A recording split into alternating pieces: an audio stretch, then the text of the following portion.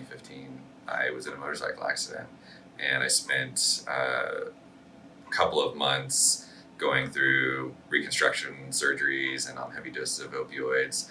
And in the wake of that experience, I felt like I'd learned a lot from the perspective of a patient, and it changed everything. I was given a terrible tapering schedule and went into catastrophic withdrawal. And the reason I made it out of 29 days in withdrawal is because I had an incredibly supportive partner, and I had a 1.5-year-old daughter that I desperately wanted to parent again. And that had nothing to do with pharmacology. Like that, the biology was doing its thing. And whether or not I went back on the medications was entirely determined by my environment. And so if we don't look at our patients and think about their environment and their family and their structures and their support systems, we're missing a big part of the risks and the benefits and how we weigh certain therapy options for them.